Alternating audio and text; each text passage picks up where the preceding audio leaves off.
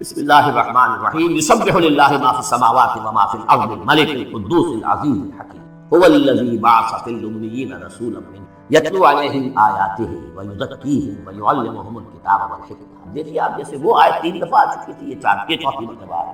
وہ بنیادی طریقہ کار کیا تھا؟ قرآن کی تلاوت۔ قرآن اس مقناطیس کے مانند تھا کہ جس کے اندر جس کی روح بیدار ہے اٹھے۔ یہ ہے آپ کا آلہ دعوت۔ اب آپ کے پاس وہ آ گئے جو سلیم الفطرت، کسی درجے میں سلام، جن کی زیادہ سلیم الفطرت اور زیادہ جو ہے وہ فوراً آ گئے۔ کچھ کو تھوڑا سا وقت لگا، پھر کچھ اور وقت لگا، کچھ اور وقت لگا، تو 12 برس میں مکے کی جو ہے وہ ہانڈی کے اندر پوری طرح بلو کر نکالا گیا۔ اور جو نکالا پھر ان کی تربیت، ان کی تعلیم اسی کتاب سے، حکمت قرآن پر بیس کر رہا ہے سارا کچھ۔ تربیت بھی قرآن سے، تزکیہ بھی قرآن سے، دعوت بھی قرآن سے، تذکیر بھی قرآن سے، تبشیر بھی قرآن سے، امداد بھی قرآن سے۔ تذکیر، امداد، تبشیر، اس سے دعوت ہو گئی، اور شفاء لما فی الصدور، دل کے اندر کی جو روح ہے ان کے علاج۔ یہ دل کا روح ہے کیا؟ دنیا کی محبت، اللہ کا مال کی محبت، اولاد کی محبت، سب کیا ہے؟ ہاتھی کے پاؤں میں سب کے پاؤں دنیا کی محبت۔ یہ قرآن نکال دے۔ هو الذی بعث فی الامیین رسولا منهم، وہی ہے جس نے بھیجا، اٹھایا امیین میں سے ایک رسول، انہی میں سے، یتلو علیہم آیاتہ، ان کو پڑھ کر سناتا ہے اللہ کی آیات۔ یہ وہ مقناطیس، ویزکیہم ویعلمہم الکتاب والحکمہ، تزکیہ۔ تلاوت آیات کے ذریعے سے غلط نظریات ختم ہوئے، غلط نظریات ختم ہوئے۔ ان غلط نظریات پر جن ہمارے اعمال کی بنیاد تھی، ہر عمل کے پیچھے کوئی نظریہ ہے، کوئی ویلیو ہے جو آپ کے ذہن میں ہے، جس کے تحت آپ کو بھاگ دوڑ کر رہے ہیں تو عمل کر رہے ہیں۔ وہ ویلیو غلط ہے تو عمل غلط ہوگا، ویلیو صحیح عمل صحیح ہوگا۔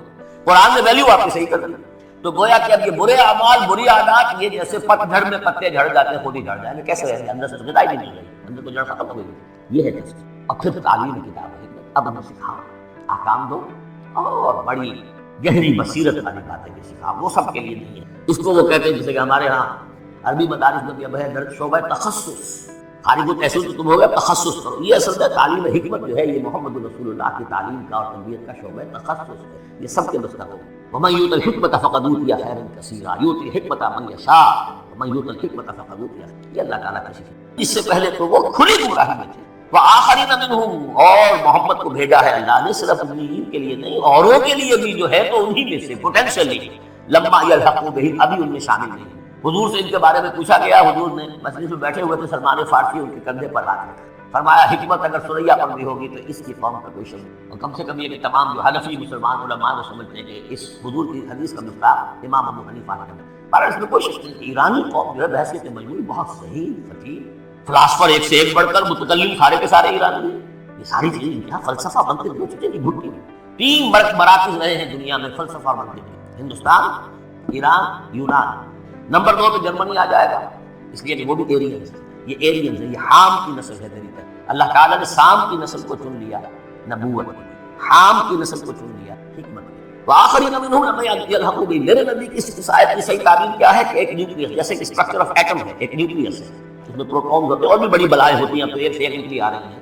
جب ہم نے فزکس پڑھی تھی تب یہ تھا کہ ایک نیوکلیس ہے، اس میں پروٹونز ہیں، پازیٹیو چارج ہے، اور پھر یہ ادھر جو ہے وہ اب الیکٹرانز چل رہے ہیں، دائرے میں بڑا ایٹم جو ہے وہ بہت سے دائروں میں۔ تو نیوکلیس اس امت کا امیین، بنو اسماعیل اور ان کے تابع اہل عرب سے، یہ نیوکلیس۔ پھر سب سے پہلے ایرانی آ گئے، پہلا جو ہے نیوٹرون، الیکٹران ایرانی، پھر رومی آ گئے، کچھ آ گئے، ادھر سے کچھ قبطی آ گئے، ایجپشن، ادھر سے آگے آپ بڑھے تو ہندی آ گئے، سندھی آ گئے، پہلے سندھی آئے پھر ہندی آئے، یہ سب ہیں اب مختلف دائرے، یہ بڑھتا جا رہا ہے۔ لیکن نیوکلیس امیین اور باقی سب آخرین۔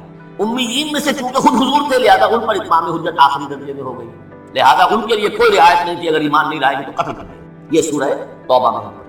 آخرین کے لیے رعایت یہ ہے کہ چاہے تو اسلام لائیں، چاہے تو نہ لائیں، یہودی رہیں، عیسائی رہیں، کوئی رہیں، مجوسی رہیں، ہندو رہیں، سکھ رہیں، پارسی رہیں، جو چاہیں، لیکن نظام اسلام، غلبہ اللہ کا، دین ہم قائم کریں گے، تم رہو اپنے طور پر جو ہندو رہو، جو چاہو۔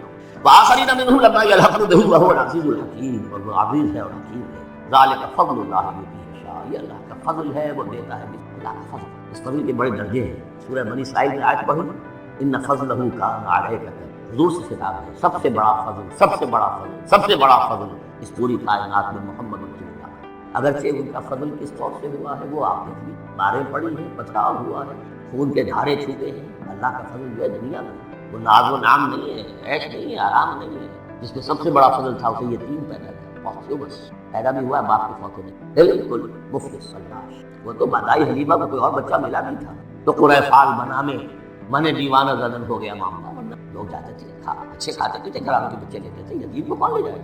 لیکن وہ یتیم پھر کیا بنا؟ دنیا یتیم ووجدک ضالا فہدی ووجدک عائلا فاغنی الم یجدک یتیما فآوی۔ پھر جو کچھ ہوا ہے سخت، آپ کا جو نوجوانی کا دور ہے سخت مشقت مزدوری، آپ کہتے ہیں میں قریش کی بھیڑیں بکریاں چند ٹکوں کی مزدوری پر چلایا کرتا ہوں، قراری درہم و دینار کی کراتی کیسے؟ بہرحال یہ دنیا کا معاملہ ہو۔ فرمایا وآخرین منہم لما یلحقوا بہم وہو العزیز الحکیم ذلک فضل اللہ، یہ میں بیان کر رہا تھا فضل کبیر بلکہ فضل اکبر ہوا حضور۔ پھر جو بھی محمد کے دامن سے وابستہ بہت بڑا، چاہے اللہ نے ہمیں پیدائشی طور پر یہ مزید ہم اس فضیلت کا قدر نہ کریں اور وہ پھر راندہ درگاہ حق ہو جائے، وہ دوسری بات ہے، اللہ نے تو دیا۔ بل اللہ یمن علیکم ان ہداکم للایمان، تمہیں اس راستے پر ڈال دیا ہے اللہ کے بندو، تمہیں پیدا کیا وہاں تم نے پیدا ہوتے کان میں اذان سنی اور دوسرے کان میں اقامت سنی، اس سے بڑا فضل کیا ہوگا؟ لیکن تم نے اس کی ناقدری کی تھی، شاباش ہے۔ ذالک فضل اللہ یؤتی من یشاء واللہ ذو الفضل العظیم، اللہ بڑے فضل والا ہے۔ لیکن یہ کہ اب یہ جو پروسیس تھا، جو محمد رسول اللہ کا اعلیٰ انقلاب تھا قرآن، اب محمد تو جا رہے ہیں صلی اللہ علیہ وسلم، یہ پروسیس آگے کون جاری رکھے گا؟ نبی تو بھی آنا نہیں۔ لہذا حضور نے کہا خطبہ حجۃ الوداع میں قد ترکت فیکم ما ان تمسکتم بہ او اعتصمتم بہ لن تضلوا ابدا، کتاب میں چھوڑ کر جا رہا ہوں۔ یہ محمد کے قائم مقام ہے، یہ عصائے موسیٰ سے 100 گنا بڑا معجزہ ہے۔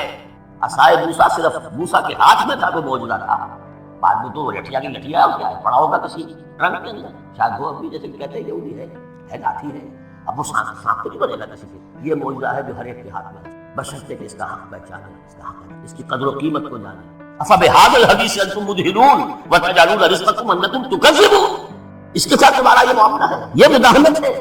دنیا بھر کی زبانیں سیکھ لو، دنیا بھر کے علوم سیکھ لو، اتنی عربی نہیں کہ قرآن میں راہ راست، اور اگر یہ قرآن تمہیں پوزیس کر لے گا تو خدا کی قسم کھا کر کہتا ہوں کہ کسی اور کام میں دل نہیں لگے گا۔